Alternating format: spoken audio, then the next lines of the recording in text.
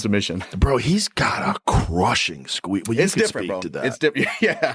He strangled me. And the way he did it, I think he Moicano filled in last minute to fight Islam and he caught with the same choke. Mm-hmm. It's kind of like a Darce choke, but he locks it forearm. Yeah. He doesn't go to the bicep. I know. And the squeeze is different. He's pulling to his chest. It's not like a angle squeeze. It's different. So the defense is different. When I got my legs out and tried to walk around, he hooked my leg, but like the squeeze is completely different. Completely different. You know, you belly down and kind of get some space to breathe. You can't the way he does it. Craig Jones broke it down. It's like a front choke, almost like a squeeze to your chest. It's not an angle that you use for a normal Darce choke. I know. I was shocked the first time I saw him do it. I was like, maybe he just like couldn't cinch up the bicep. And then I saw him do it a second time. I was like, no, this guy's trying to do it that way. He grabs right here. Right? Yeah. And Craig Jones pulls did to an his awesome chest. breakdown of it on YouTube where he explains why it's effective and what's so good about it. And when he gets the grip locked in, like it's complete, immediate blood shutdown. You know, usually you feel it slowly fading away. It was like right away. Wow, so that dude's got a back. Like the whole started drive-through movie on. The darkness started coming in like as soon as he got the grip. Really? Yeah. He's so fucking strong, man. There's like something.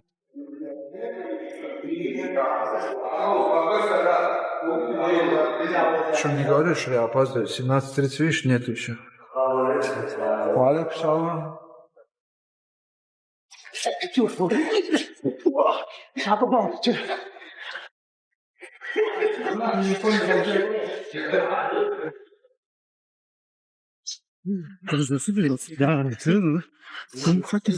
Таир, бала, ну что за дела же? Уая, Таир, эй! Сейф, штраф, что надо? Отжимание. Железно. Давай 50 отжиманий. Нет, иди, я разберусь. Я хочу посмотреть, брат, если я опоздал, бы меня не оставил. Хорошо, Таир. Таир, давай отжимание. Иди сюда. А что ты еще как будто на прогулку идешь, опоздал, а? Я не опоздал, во-первых. Как не опоздал? Опоздал, брат. Не. Сегодня у нас день борьбу проводит Яков. Честно говоря, сегодня можно было просто поиграться. Игры сделать и все, отдохнуть. Утром тяжелая тренировка была.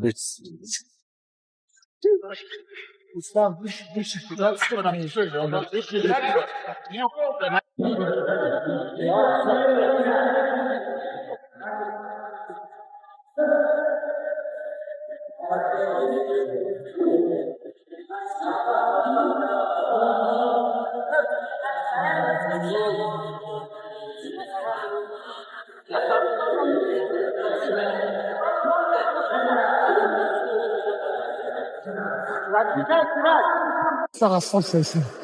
Просто делай свою жизнь. Нет, стянул руку. Есть. 1-0.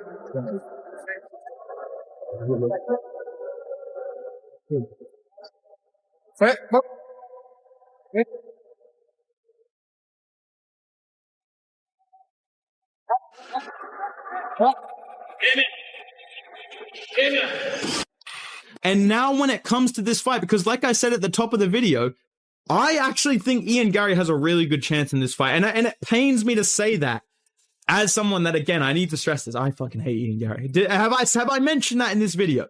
And I'm a fan of Islam Makhachev, okay? But I just need to be real. I feel like Islam Makhachev is playing with fire by not having turned right around. He got offered a fight at UFC 324 after blobbing JDM, taking 0 damage, and moving up to 170, so it's not even this massive weight cut for him now. He clearly bulked up and filled out into the division, but still, it's not the same as cutting to 155 and turning right around. And he turned it down for whatever reason, right? We don't know. He got offered the White House card, apparently turned that down due to injury. And now we're hearing all these rumors that he's going to be back at UFC 330. Again, I'm going to build that card later on in the video. But I feel like he's given these guys a lot of time to improve. He's given Leon Edwards, what's this kid's name? Carlos Prates, Ian Gary, even Michael Morales, even though I don't think he should be in the conversation. He's given all of these guys time to get fights and get better, and they're younger than him, they're hungrier than him. And the biggest thing for me that concerns me about Islam Makhachev in this division is I feel like I'm seeing a pattern right now in the weight class, and I'm going to point it out to you. And actually, it makes me sad to accept this as a JDM fan, but There is just a certain build that is dominating this weight class right now, and it is the tall, lanky, well-rounded strikers. Okay? Listen to this fucking theory. Look at the top 5. Ian Gary, Carlos Prates, Michael Morales, and then JDM and Bilal Muhammad, who have lost to these guys, basically. You know what I'm saying? Think about what I'm telling you, right? Ian Gary, tall, lanky striker with solid grappling. He beat Bilal Muhammad the exact same way JDM did, except JDM did better, you know, whatever. But stuffed his takedowns, pieced him up. That's a good win. But he gets in there with Carlos Prates and he's able to match his frame and do well against him on the feet, outstrike him, mix in the grappling more effectively than JDM was able to. Ian Gary, with his build and his skill set, is able to beat both the guys that JDM and these guys can beat, like, and Sean Brady and Bilal Muhammad, these guys can beat, right? But also is able to beat the other tall, lanky, like mutants at 170 like Carlos Prates. Same with Carlos Prates, dude. This shit is fucking unfair, bro. This guy's massive. I saw this guy in person. It was like a fucking Arkham boss battle started when this guy jumped around the cage. He can handle grappling. We saw it against Leon Edwards. We saw it against JDM. We saw it against Ian Gary. He stuffed basically all of his takedowns. And on the feet... Forget waiting around, because Islam Makhachev is charging straight into the biggest test of his entire career. With his highly anticipated showdown against Charles Oliveira's successor approaching, the undisputed champion has buried himself inside an unforgiving training camp, relentlessly sharpening every weapon available. Yet it isn't only Makhachev's brutal preparation stealing attention. Fresh footage from his camp, alongside the elite coaches directing every move, has fans buzzing and questioning exactly what secret strategy he's preparing for this massive clash. Which parts of his arsenal has Makhachev upgraded most? More importantly, will those improvements completely overwhelm his opponent? Everyone's about to discover soon. Makhachev. He does well with Islam on the stand-up because he's rangy, he's tricky, all those. But on the ground, he doesn't. He does okay, but he doesn't survive on the ground. I don't think. I mean, well, okay, he might survive 5 rounds, but he won't get the best of Islam on the ground.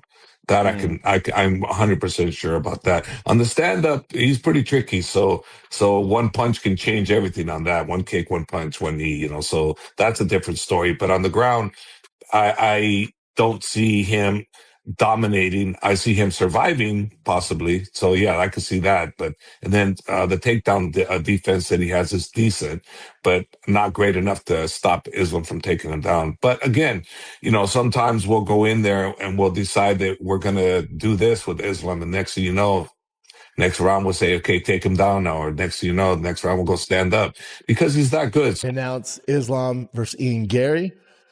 My initial take on this was, oh man, it's such, who's going to beat Islam? You need a guy that has that one-shot knockout power who's going to catch him. Nobody's beating Islam by decision.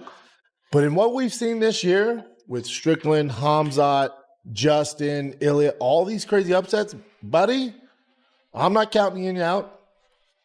I'm not counting him out. No way. No. Ian Machado Gary, I mean, he's talented as all fuck. I'm not one of those guys who's just going to jump on Islam and glaze him. Like hell no. That's a great fight. You have the 170 pulled up. When you and I have spoken about Islam Makhachev versus Ian Machado Gary, what do you make of that matchup? That's a great fight. Look, it's a great fight. Ian Gary for a long time has been saying that, you know, he is the future. Obviously, it's his nickname. Like, he sees himself as being there with the belt. He's visualized it, but now he's got Makhachev in the division. And I mean, Makhachev's got the kryptonite for every single person in the division. No matter where the fight goes, he's got the skills to challenge you and to cause you issues. Like, of course, since Ian Gary's, you know, been spending time in Brazil, been working on his jiu-jitsu, he's going to be far more confident in his ground game. But at the same time, like, I don't know if you're going to be able to replicate what Islam Makhachev can do to you. I think you would have to be in the wrestling room in Dagestan to really feel that kind of pressure. And what you got to remember is, like, that room right now, we keep signing a bunch of guys from Khabib's team. They're all like cookie cutter versions of each other. They're all lethal. They've all got great wrestling. They've all got that pressure style with good punching and kicking now. You know what I mean? Like, there's a really elite level in that gym. and Makhachev's at the top of that pile. Like, everybody in that gym is working towards where he is, and everybody in that gym's a killer. Like, I just don't know if you're going to be able to find the same kind of look that you're going to need to be able to deal with Makhachev. And I think now he's moved up to welterweight. I just think. Believe it or not, Islam Makhachev never forgets who truly shaped his incredible rise. Whenever he reflects on the biggest influences behind his success, Khabib Nurmagomedov always tops the list. For Makhachev, everything goes far beyond championship belts and unforgettable victories inside the octagon, centering instead on their lifelong bond. He remembers they grew up only a few hundred meters apart, constantly training side by side from an early age. Even now, Makhachev proudly considers Khabib his lifelong idol, despite their age difference and Khabib's remarkable accomplishments throughout the sport. Это зачастую здесь и как. Сначала подерешься, и потом уже сдружишься. Не, Хаиб был у нас как до сих пор старший в зале. Ну, на тот период для меня он был старше. У нас разницы нет, 1 день или 2 дня, или он чемпион, или не чемпион. Он был просто старшим, который показывал нам огромный пример. Мы с ним и в школе тренировались. Как ты сказал, мы между собой не дрались, но вместе на разборки ходили там за школу, за кого-то там. И вот так мы рядом жили. До того, как я попадал к Абдулманапу, у нас дом, наверное, между собой где-то 300-400 метров находился. Я его уже вот тогда знал. С Хаибом вот так с первого дня у нас был. Everyone thinks Islam Makhachev has already conquered everything, but apparently that still isn't enough. After reaching the absolute pinnacle of his MMA career, he insists his ambition refuses to fade. While many fans believe titles, fame, or wealth power his relentless mindset, Makhachev says the real motivation comes from something far deeper. From the unique atmosphere inside his training camp to the overwhelming pride he derives from pushing himself beyond every limit and achieving greatness. Makhachev has explained the hidden reasons driving his ambition. Instead of merely defending a title, he's determined to continually perform at his best, always remaining atop his game. На первой строчке. Знаете как, это я же всю жизнь этим занимаюсь. И мне вот просто нравится находиться с командой. Вот сейчас приехали на сборы 30 человек. Вот эта атмосфера, она по-любому и в городе не бывает. Вот эти большинство воспоминаний, то, что у меня есть от сборов, это вот когда мы толпой где-то собирались на какой-то базе, вот тренировались. У меня есть много других тоже воспоминаний. Но это почти все связано с тренировочными сборами где-то с командой. Ну, вот этого я не хочу терять. И мне это до сих пор нравится. Мне нравится, когда я нахожусь в форме. Мне вот не нравится, когда я бываю не в форме. Где-то что-то болит, где-то что-то неохота, утром вставать неохота. Ну вот, когда ты в форме, не знаю, не могу, наверное, объяснить человеку, кто не... So, was Islam Makhachev finally rattled by Ian Gary's non-stop trash talk? Not exactly. The champion responded, but made it crystal clear he has absolutely no interest in playing childish verbal games. According to Makhachev, he only addressed the rumors because staying silent would have let the speculation spiral even further. He firmly stated there were no injuries preventing him from competing and revealed that no official contract offer had been presented at the time. Although Makhachev admitted he does have a hand injury requiring future surgery, he confidently assured everyone it won't affect his career, completely shutting down the growing concerns. И жестко, и резко, точнее. Цитату в пример приводить не буду, но ты сам понял, наверное, о чем речь. Вот почему ты решил ему ответить не в таком же стиле, а по-спортивному? Оно что-то уже, когда ты молчишь, а они болтают, и люди начинают им верить просто в интернете, я думаю. Травма, они уже обо мне переживают. Но это так не бывает в UFC. Ты захотел, и ты дерешься на следующем турнире. Прими там бой, я приму, но нет уже контракта. Как я приму? Что я приму вообще? Я им так и ответил. Отправьте контракт, я принимаю любой бой. У меня нет никаких травм. У меня есть старая травма руки, но это после завершения моей карьеры я ее буду оперировать. Но сейчас это не причина, что бои какие-то срывались. Я готов, отправляйте контракт. Вот я сегодня на сборах. Я думаю, в июле. Just when a hype-around Ian Gary refused to slow down, Islam Makhachev completely poured cold water on it. Taking his breakdown even further, Makhachev explained exactly why he doesn't view Gary as a truly credible threat. He pointed to Gary's fight against Shavkat Rakhmonov, arguing that Gary still hasn't shown he can seriously trouble elite opponents with his striking. Makhachev admitted Gary successfully targeted what looked like a weakness, but Rakhmonov eventually adjusted, recovered, and finished the fight. In Makhachev's opinion, that performance proved Gary still has plenty left to demonstrate before earning real respect. Despite tempting offers pouring in from the wrestling and grappling world, Islam Makhachev isn't chasing every flashy opportunity. Unlike certain champions eagerly jumping into crossover matchups, Makhachev remains completely locked onto his MMA journey. With a demanding schedule filled with championship fights and grueling training camps, he believes splitting his focus would make absolutely no sense. The champion also insisted that bigger paychecks won't influence his decision whatsoever. For Makhachev, nothing matters more than protecting his place at the top of the UFC rankings, proving his legacy inside the cage will always come before everything else. Now the predictions are getting seriously wild. Brendan Schaub jumped into the debate, breaking down every possible outcome of this blockbuster fight. While he still sees Islam Makhachev as the overwhelming favorite, Schaub admitted an Ian Gary upset would completely change everything. According to Schaub, defeating Makhachev would instantly launch Gary into a massive showdown with Conor McGregor, especially if he calls him out afterward. However, if Makhachev successfully defends his title, Schaub believes that dream fight probably disappears. Even so, he refused to completely count Gary out. At first, Schaub confessed Makhachev looked nearly untouchable, arguing any challenger would need genuine fight-ending power because winning a decision against the champion seems almost impossible. Still, after witnessing several shocking MMA upsets this year, Schaub now believes absolutely anything can happen. Rather than dismissing Gary, he praised the Irish contender's skill set, insisting this matchup is much closer than many fans realize.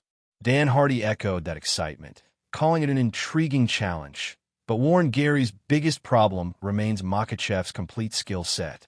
Although Hardy acknowledged Gary's major improvements in jiu-jitsu and overall preparation, he insisted nothing truly compares to the relentless pressure Makhachev brings inside the cage.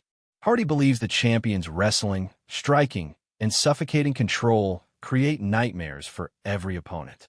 He also credited the elite Dagestani training system for molding Makhachev into a champion unlike anyone else in the division. Hardy added that Makhachev's move to welterweight has only made him stronger, healthier, and even more dangerous. As for Gary, Hardy argued technical striking alone won't be enough, insisting he must inflict serious damage early because outpointing Makhachev across 5 rounds is simply unrealistic. Meanwhile, Javier Mendez identified the one place Gary absolutely cannot afford to end up. Despite praising Gary's striking, Mendez believes the ground remains a massive weakness.